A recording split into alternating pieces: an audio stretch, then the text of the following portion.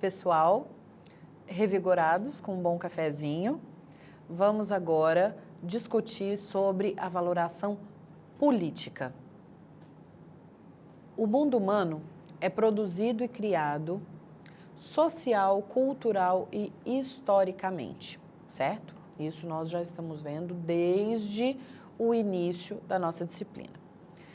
Logo, aquilo que nós conhecemos por Estado, né? Como que alguns chamam de governo, mas daqui a pouco a gente vai ver uma diferençazinha entre governo e Estado.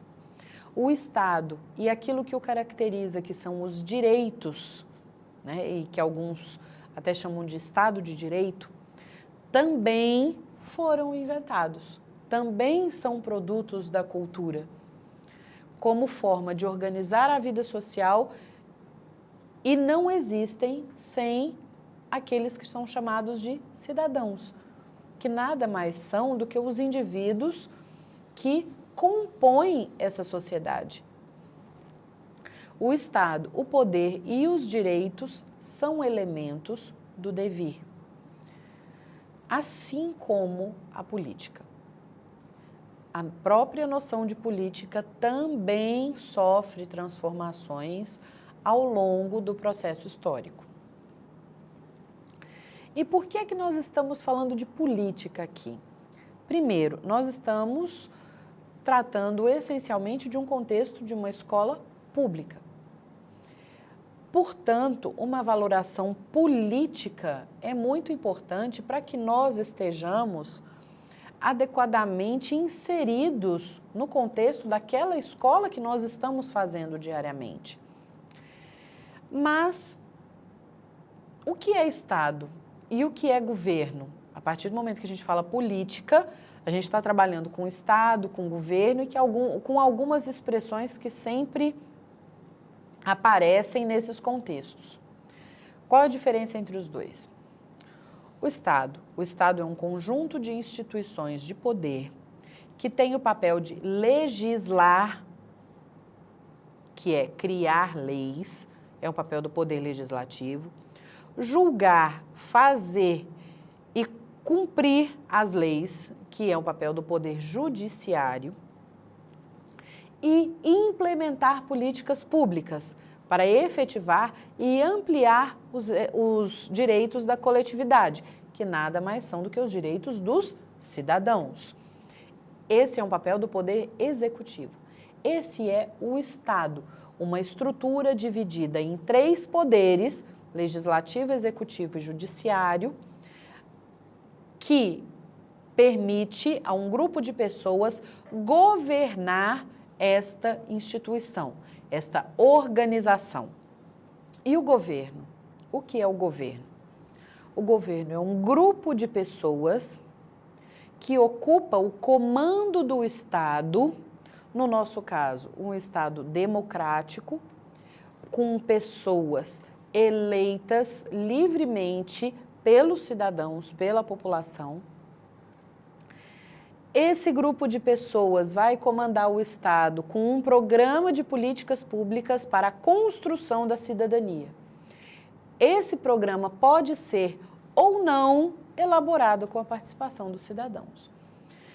De certa forma, numa democracia representativa como a nossa, entende-se pela própria característica de representatividade, de que os cidadãos já estejam participando a partir do momento que elegeram esse grupo de pessoas do Executivo e do Legislativo para poder governar, certo? Por outro lado, há uma discussão de que deveria existir uma participação mais efetiva e direta dessas pessoas. E hoje, em função disso, nós observamos em algumas prefeituras, por exemplo, os chamados orçamentos participativos, né? E algumas comissões de trabalho que chamam grupos da comunidade para discutir certas agendas antes que elas se tornem projetos de lei. Nesse sentido, por que a importância da valoração política? O que vem a ser a valoração política? Valora-se politicamente quando se emite valores sobre o bem-estar coletivo, a cidadania, a vida pública e as políticas públicas.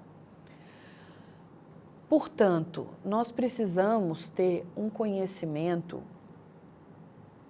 profundo do que vem a ser a estrutura política, as relações da sociedade civil com o Estado, conhecermos a própria base das sociedades, a orientação por costumes, os valores morais, para que assim nós possamos emitir juízos de valor sobre o bem-estar coletivo.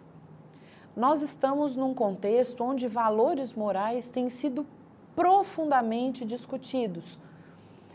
Projetos de lei sobre legalização de aborto, sobre casamentos homoafetivos, assim como, há anos atrás, houveram discussões sobre o divórcio. É moralmente correto o divórcio? É moralmente correto o aborto? É politicamente correto o aborto? Eu aprovar a lei do aborto significa que todas as pessoas vão abortar? Aprovar a lei do aborto significa que o aborto passa a ser certo ou apenas ele passa a ser legítimo a quem necessita? Eu não vou, mais uma vez, dar respostas a vocês. Lembrem-se que eu falei que essa seria uma disciplina de muitas perguntas e muitas reflexões. Afinal de contas, isso aqui é filosofia. Então, vamos pensar um pouquinho a respeito e vamos voltar lá naquela parte do imperativo categórico. Nos tornamos cidadãos pela participação e pela responsabilidade que temos com as coisas públicas. Em se tratando da escola, essa responsabilidade é ainda maior. Pelas coisas mantidas ou não pelo Estado, pertencentes a todos os cidadãos. O Estado mantém a escola. O governo prepara as políticas públicas para que a escola funcione, para que o sistema educacional como um todo funcione. Nós também precisamos ter uma noção ampla de contexto educacional. Não é só uma escola, é um grupo de escolas numa cidade, um grupo de escolas num estado, é uma política educacional para um país. O que nós queremos para este país em termos de valores. Tudo que nós consideramos certo e errado estão dentro dessas políticas públicas para a formação dos indivíduos para uma sociedade. Percebam como essa relação é ampla e como ela é dialética. Ela não é uma relação linear, ela vai e volta a todos os momentos visando o quê? Visando uma evolução, visando sempre um mundo melhor. Algumas políticas públicas às vezes são equivocadas, com certeza. E é nessa hora que nós precisamos que a escola forme indivíduos críticos para, quando as políticas forem equivocadas, essas pessoas tenham condição de se colocar crítica, consciente e de maneira autônoma para a mudança dessas políticas, de maneira que a gente retome a valores que são positivos, certo? Isso pode parecer complexo, gente, e é. Mas, enquanto educadores, vocês todos, independente da posição que ocupem dentro de uma escola, precisam estar cientes desses processos. Isso é aquilo que a gente discutiu lá na terceira aula, não estar alienado da sua condição de trabalho, estar inserido inteiro num processo. Portanto, como os valores são construções socioculturais, é preciso saber escolher quais valores devem e podem ser ensinados na escola. Que valores nós vamos transmitir para as próximas gerações? a escolha destes valores está diretamente relacionado com o sentido de humanidade que nós queremos para nós e para as nossas gerações. E que é objetivo de negociação, de divergência e de acordo entre grupos sociais e mesmo até entre indivíduos. Portanto, nesta quarta aula, nós vimos que nós valoramos coisas, valoramos pessoas, atividades, com base em diversos valores, sejam eles econômicos, estéticos, morais, políticos, entre outros.